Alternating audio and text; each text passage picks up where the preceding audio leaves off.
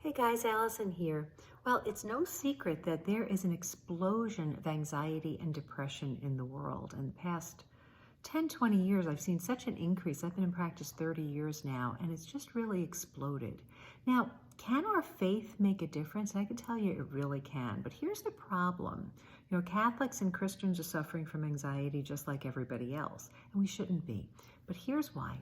Think about this. Most of us learn our faith as children, especially for us Catholics, right? We just learn until confirmation. And I know for me, I booked right after confirmation, and that was in 5th grade. So let's face it, it wasn't real relevant to me back then. But I went through really tumultuous teen years with a lot of anxiety, and my early 20s and my mid 20s, I started getting around some good Catholic people, and I realized I need to learn this thing. So I picked up some books by Fulton Sheen and some tapes of his. One was on the meaning of suffering. And I gotta tell you, it was life-changing for me. So I think if we're going to really be able to benefit from our faith, we need to know it. We need to understand it better. We need to look at it through adult eyes and not just as children. Now, we do need to have childlike faith, of course, but here's what I want to talk about. God's will. Now, we pray the Our Father every day, hopefully. We pray the Rosary, we repeat the Our Father, and what are we saying? Thy will be done on earth as it is in heaven. So we want God's will to be done, but we don't really understand it. And let's face it, when we see evil in the world, who's the first person we blame? God. How can he allow such terrible things? So I think we need to understand that God's will is manifested in two ways. One is his ordaining will, that which he wants us to do, and that's told to us in the 10 Commandments, the teachings of the church, to love one another, to love him, to trust him.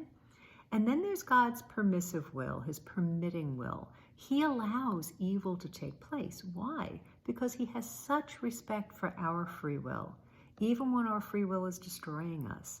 Let's face it, we want him to stop the big things, but when we're sinning or we're gossiping or we're doing those little things, those venial sins, we don't want God stopping us, all right? We need to have freedom, because without freedom, love is not possible. So it's a mystery that we have to start to wrap our heads around, but I think by getting a little bit more understanding of it, we can start to learn how we can trust God's will. Now, of course, prayer opens that conversation. Lord, help me to understand. Help me to understand why you're allowing an evil in my life.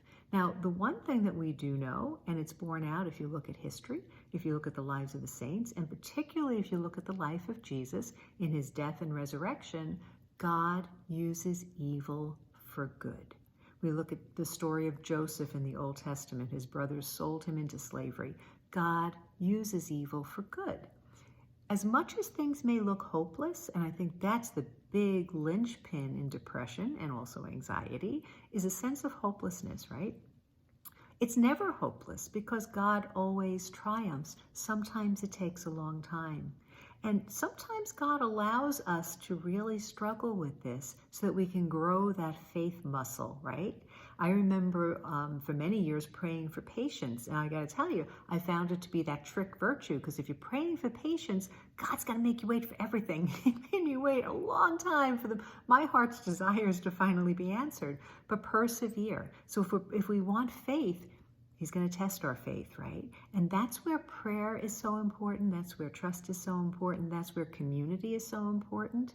And taking that time to really learn about God, to learn about and understand his will. And let me tell you, it's a mystery. We're never going to fully understand it this side of heaven.